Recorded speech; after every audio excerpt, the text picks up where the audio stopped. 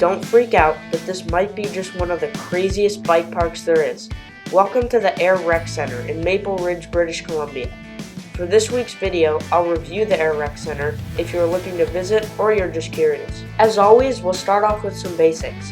First, the AirRec Center features a skate park, a dirt jump section, and a really fun airbag. All of this is housed in a 38,000 square foot building up on a hill.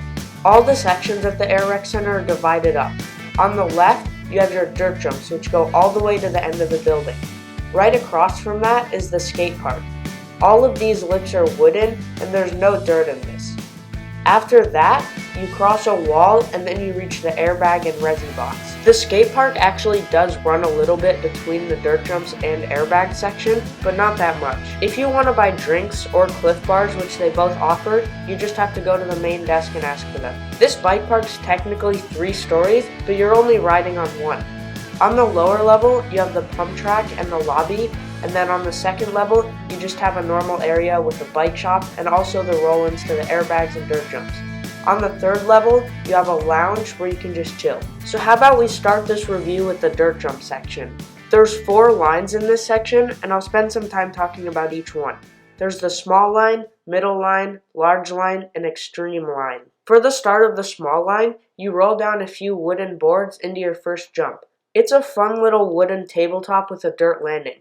It does kick you nose heavy a bit, so just beware of that. After this first jump, you go into another jump which is pretty much the exact same, although the landing's not as steep. After crossing through a little dirt jump section with the hip on the medium line, you come through a little straight section and into your next jump. This jump is exactly like the first 2, although with a dirt lip instead of a wooden lip. After this, you go into your next 2 jumps, which is kind of like a whale tail. It's a really fun step up into a little roller and then into a tabletop jump. These jumps are fun, although the tabletop at the end is a bit hard to clear on an enduro bike. The last jump on this trail is pretty much just a small wooden lip, and there's absolutely no gap. Next, I'll talk about the medium and large lines. These are practically the same, although the medium line, all the jumps are tabletops. For both of these lines, you start on a step down and then roll into your first jump. The first jump on both of these trails is pretty much the same, although they make the medium line a tabletop by attaching a piece of wood to it. Same with the second jumps. Both of these lines actually intertwine and angle at each other, so the jumps switch sides. Other than that, the jumps are pretty much the same throughout, except for a few minor changes. These include small lip sizes and the last jump. The last jump isn't a tabletop, so if you want all tabletops, you have to transfer to the small line. Okay, so now I'll talk about the biggest jumps that the AirRec Center has, and these are like 15-foot gaps. These are dirt jumps too, and they're so steep, so it is way harder to clear them. For this line, you start on a massive 25-foot wooden roll down, and then you have a lot of setup time into your first jump. Since these jumps on this line are bigger, naturally there's less jumps. There's only 3 instead of the 5 on the other lines. All these jumps are the same, so I'll just talk about one of them. Pretty much, it's just a really steep dirt jump with a lip that's about 8 to 10 feet. One of these is a step up, but the other ones are just normal. Other than that, they're all the same. So that's it for the dirt jumps, and now I'll talk about the skate park. I won't nearly say as much as I did about the dirt jumps because I didn't ride it that much. I mainly stayed on the airbag and the dirt jumps. The key features of the skate park are box jumps, 3 different sizes, a few hips, a 21-foot tall whippet wall and quarter pipe, and then a few other spines. There's also a 2-way shark fin that you can move the ramp that you launch onto.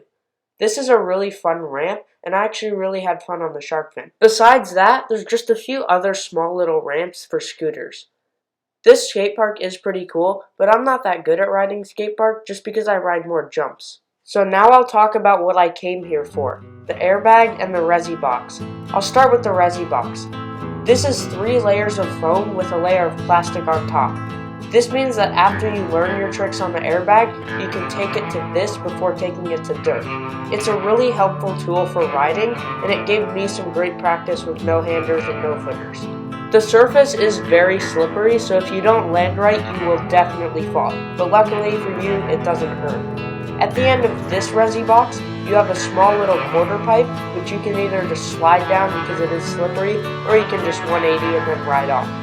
I can't do a quarter pipe, so I just kept on sliding every time I finished the Resi. The Resi jump is quite sessionable too, because there's stairs right on the side of the roll down on both sides that you can walk up.